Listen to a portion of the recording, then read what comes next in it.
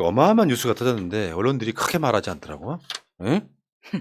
바이든이 반도체, 전기차에 이어서 바이오도 미국 중심으로 그 정책이 완전히 바뀐 거예요.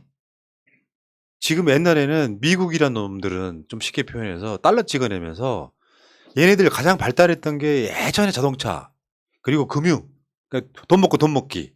나머지 공장들은 다 중국으로 보냈던. 근데 그러다 보니까 자기들 일자리가 사라진 상태가 돼서 결국에는 트럼프 이어서 바이든까지도 트럼프의 했던 정책을 그대로 이어받는 거거든요. 네. 원칙으로 봤을 때.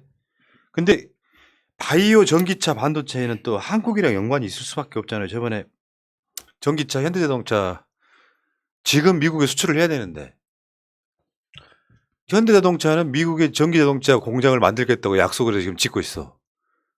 근데 보조금을 안 줘. 그러면 한국의 현대자동차가 미국의 전기차를 수출을 못해. 이 상태에서 윤석열이 그냥 다 미국 위주로 때려 박는 바람에 손해 봤잖아요. 근데 거기에 지금 반도체 전기차에 이어서 바이오까지도 그렇게 하겠다는 건데 한국이 지금 중점 역점 사업 중에 하나가 바이오 아닙니까? 그렇죠. 그러니까 삼성그룹도 그러니까는 차세대 먹거리로 바이오를 지금 선택해서 주력으로 밀고 있잖아요. 그래서 실질적으로 어느 정도 성과를 내고 있기도 하고. 근데 그것에 대해서 또 그러니까 굉장히 위험한 신호가 포착되고 있는 거죠. 그러니까 미국이 지금 추진하고 있는 전략을 굉장히 쉽게 표현하면 자급자족하겠다는 거예요. 이게 전 세계가 일종의 이제 전 세계 하나의 무역 시스템으로 묶이면서 혼자서 생존할 수 없는 구조가 됐잖아요. 어떤 나라든지 간에. 근데 이제 미국에서 셰일가스가 발견되기 시작하면서부터 에너지를 자급자족할 수 있게 되기 시작한 이후로 미국의 이제 장기 전략 자체가 미국이 다 해먹겠다 이거거든요. 다른 나라에 영향받지 않고 미국 땅에서 그러니까는 원재료 생산부터 제품 생산 유통까지 다 미국 안에서 다 해결하겠다. 그러니까 얘들 정책이 뭐냐면 미국 공장에서 미국 안에서 생산되는 건 다 세금 혜택 같은 걸 주겠다는 그렇죠. 거거든. 네, 네. 그래서 우리나라처럼 이제 미국으로 수출했던 나라들 입장에서는 이게 이제 대통령 차원에서 뭔가 이렇게 딜이 일어나야 되거든. 근데 정의선이 불러다가 바이든은 오자마자 야 미국에 공장 지어 해버리니까 미국에 공장 지는데 현대자동차는 지금 공장이 완성될 때까지는 혜택을 전혀 못 받아. 그러면 혜택을 못 받으면 어떻게 되냐면은 2년이라고 생각해 보세요. 공장 짓는데 혜택을 못 받으면 안 팔릴 거 아니에요. 그렇죠. 보조금을 못 받으면. 다른 차들은 1,000만 원씩 받는데. 쉽게 표현하면은 만약에 1,000만 원짜리 차인데 보조금이 한 4,500 나오면 살만하지. 근데 보조금을 못 받으면 그거 누가 사냐고요. 그 현대 안 사죠. 2년 동안에 망하는 거거든요. 네. 그게 지금 바이오까지 갔다는 건데 일지 한번 볼게요. 2021년 2월 행정명령 100일간 4대 핵심 산업과 6대 산업 공급망 안전 대상을 선정하는데 이제부터 이게 시작된 거예요. 11월 달에 더 나은 재건 법안 하원을 통과했는데 미국 자동차 등 미국 생산품 각종 세액 공제, 친환경 에너지 시설에 미국산 제품 세제 혜택, 미국산이에요 다. 그다음에 올해로 넘어가서 3월 달에 미국산 구매법 보완, 연방 정부 조달품 구매에 미국산 비중 최대 75%까지 단계적 성향. 무조건 의무적으로 75%까지는 미국산을 사야 되는 거야. 메이드 인 USA. 8월 달에는 대통령 서명이 발효가 됐고요. 이때 반도체 산업 육성법, 인플레이션 감축법. 얼마 전에 이것 때문에 현대차가 지금 벼락 맞은 거고요. 네. 9월 달에 행정명령은 국가 생명과학 및 바이오 제조 이니셔티브를 주겠다. 미국에서 일어나는 건 이니셔티브를 주겠다. 이런 거고요. 그다음 표를 한번 봅시다. 바이든 미국 내 생산 확대 법안 이 행정명령 보면은 반도체 과학법, 인플레이션 감축법, 바이오 산업 행정명령 이게 다 똑같아요. 미국 내에서 생산을 하면 세제 혜택 주고 보조금 주겠다는 거거든. 근데 이게 한국에 또 날벼락이 옵니다. 이게 바이오 위탁 개발 생산 글로벌 시장 점유율이라고 하고 있습니다. 이거 한국에서 생산하는 것들. 네. 예를 들어 미국 이번에 미국에 우리가 백신 맞은 지 오래돼가지고 미국산 그 백신이 뭐였었죠? 까먹었지? 여러 가지 있었습니다. 화이자. 화이자 미국 거잖아. 네. 근데 한국에서 만약 위탁 생산하는 네, 네. 그렇죠. 미국으로 수출 못하는 거죠. 왜냐하면 한국이 전 세계에서 백신 생산 능력이 거의 탑이잖아요. 네. 미국 걸 생산하는데도 미국에서 생산하는 게 아니기 때문에 혜택을 못 받는 거예요. 뭐 죽을 수밖에 없는 거지. 특히 이제 전기차는 우리가 방금 이야기했지만 배터리 같은 경우에도 배터리의 원재료를 북미에서 조달한 배터리만 보조금을 주겠다는 거거든요. 그러니까 우리나라가 지금 만들고 있는 그 배터리의 대부분은 중국에서 조달을 하고 있잖아요. 그러니까 중국산 원료로 만든 배터리는 보조금을 안 주겠다. 이 이야기죠. 그래서 그것 때문에 이제 이게 LG에서 지금 스페인에다가 배터리 공장을 하나 지어놨잖아요. 그러니까 그거는 이제 혜택을 받을 수 있느냐 없느냐 또 이것도 이제 논란거리가 되고 있는 거죠. 맞습니다. 자, 마지막 표 한번 다시 한번 보여줄래요? 거기 그런 비슷한 내용 나오는데 마지막 표. 이거 말고 그 전 표. 요거는 이제 이 삼성바이오가 이제 이런 게 보면은 맨 마지막에 바이오 산업 행정명령에 미국 내 신약, 연료, 식품 등 바이오 생산 설비 확대 추진이 당연한 거고 해외 의약품 생산 설비 감축에 대한 지원 검토. 이걸 이제 결국에는 리쇼어링이네. 그렇죠. 모든 걸 다 끌어들이는 네. 빨아들이는데 이게 대통령들 차원에서 외교가 되면은 그걸 좀 유예해 준다든지 이 과정들이 있을 건데 막 때려박는 거예요 지금 현실적으로는. 그러니까 미국이 다시 한번 그러니까는 인구 문제까지 해결하려고 하는 그 욕심이 있나 하는 그런 생각이 들 정도로 너무나 이제 좀 정격적이에요. 그러니까 지금 미국에서도 그러니까 경기 침체가 오랫동안 진행되면서 그러니까는 비어가는 도시들 있잖아요. 완전히 사람이 살지 않는 도시들이 생겨나기 시작하고 있거든요.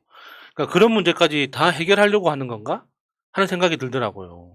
저 정도로 적극적으로 제조업을 미국 내로 끌어당기기 시작하면은 결국은 인구도 같이 들어올 수밖에 없거든요. 그러니까 결국에는 이게 일자리 문제 때문에 이래요. 맞아요. 일자리가 없어서 일자리 문제 때문에 자기 땅에다가 공장들 짓겠다는 건데 솔직히 말씀드리면 현대차가 미국에 공장 지으면 우리한테 돌아오는 혜택은 사실상 없습니다. 네. 근데 윤석열이 그거를 미국한테 어떤 것도 받는 게 아니라 우리 공장 줄게 이렇게 돼버린 거예요. 현대차 공장 그때 지어줄게. 이 미친놈들인 거죠. 아니 사실은 바이든이 이번에 대통령이 되면서 자기는 그러니까 안 난다고 이야기를 했었는데 나이도 있고 하니까. 근데 지금 본인이 중간선거에서 이기기 위해서 어쨌든 이거 행정명령으로라도 11월까지는 버티겠다는 거 아닙니까? 이렇게 되면은 차라리 뭐 바이든이 지는 거를 응원을 해야 되는 아니 이렇게 따지면은 트럼프랑 똑같은 거예요. 사실상. 그러니까 어떤 사람이 대통령이 되든지 간에 지금 바이든하고 똑같이 했을 거라고 봅니다. 트럼프가 됐든 힐러리가 됐든 또 다른 누군가가 미국 대통령이 됐더라도 지금 이런 그 바이든이 하는 이 정책을 포기할 수는 없어요. 왜냐면은 그러니까 미국이 기본적으로 가지고 가는 전략이라는 게 있는데 그 전략에 너무 정확하게 부합하고 있는 정책들이거든요. 거기에다가 중국이라는 그 견제를 정확하게 해내려면 그러니까 어쩔 수가 없는 거죠. 거기다가 러시아라는 변수까지 생겨버렸으니까. 그러니까 이럴 때는 신중에 신중을 기하고 중국이나 미국이 한국을 어떻게 어느 정도 위치까지 보는지도 봐가면서 적당하게 저울질을 해가는 외교가 아니라 외교 참사가 일어난 어떤 거잖아요. 되게 단순한 황진시적 장면 두 가지만 보여드릴게요. 뭐 바이든 대통령은 저랑 모든 생각이 일치했습니다. 성대모사 잘 나온다. 바이든이 차 타고 갈 때 엄지척하던 이 모질이. 아 정말 쌍따봉. 부끄러워 죽겠어 진짜. 뭐냐면 이게 어떤 것도 자기 스스로가 사고 고려하지 않고 미국 대통령한테 잘 보이기만 하면 돼 했던 자가 또 펠로시는 패싱하면서 또 여러 가지 뒷말이 나왔잖아요.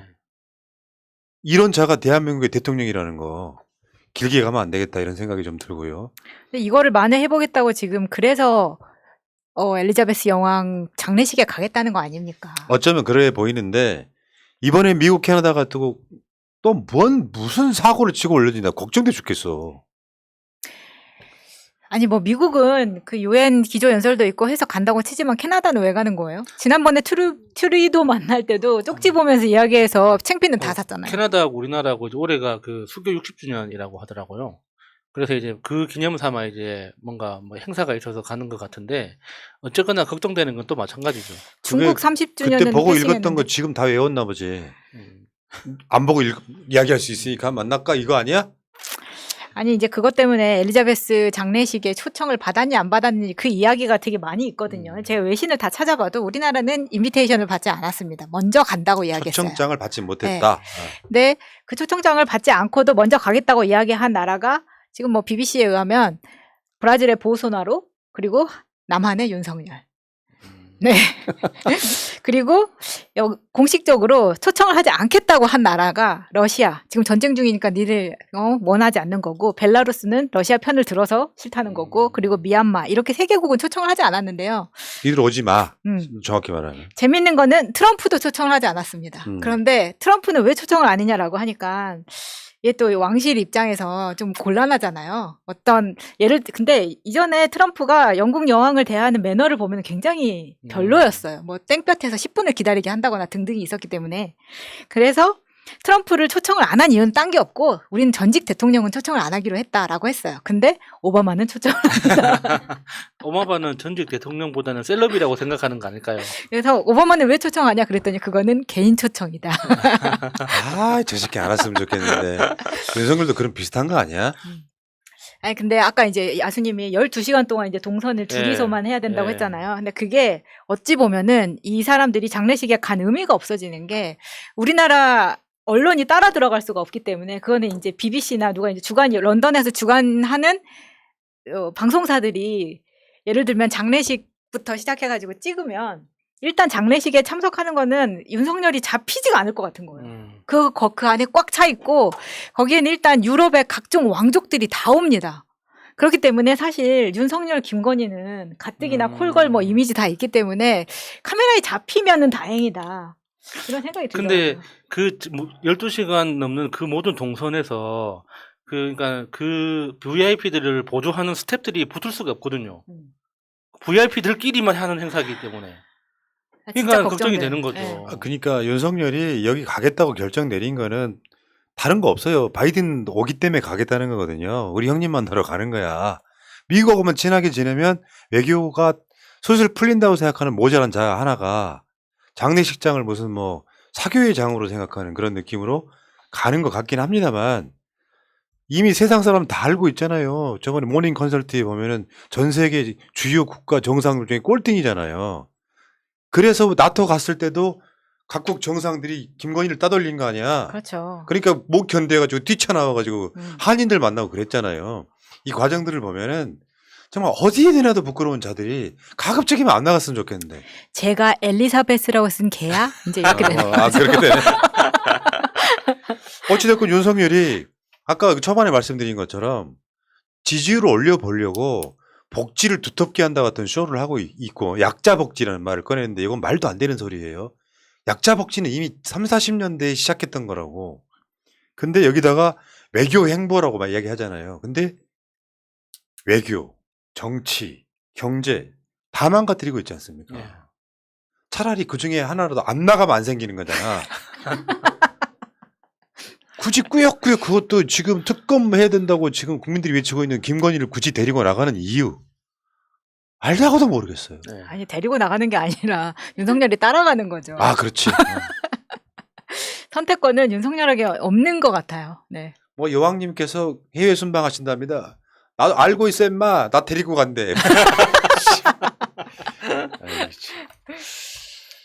그렇습니다. 내가 봤을 땐 이렇게 방송하다 보면은 여러분들 생각보다 훨씬 빨리 올 것 같아요. 빨리 왔으면 좋겠네요. 그날이 올 때까지. 이게 지지율 깡패라니까. 지지율 깡패예요. 윤석열의 비리가 자꾸 드러나는 이유가 뭐겠어요? 지지율이 낮아서입니다.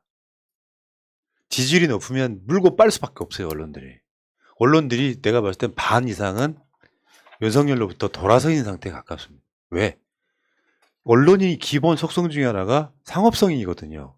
윤석열 까거나 김건희 특검 이야기하면 훨씬 더 잘 팔리거든요. 보도물이. 그런 관점에서 그러면 윤석열이 공고하게 만들어지지도 않은 그 지지층이 기반이 조금씩 무너져요. 그날이 빨리 올 것 같다는 내피셜. 어떤 분이 어그저께 생각해. 새날이 새끼들은 뭐 맨날 무슨 희망회로만 돌린다고 그래서.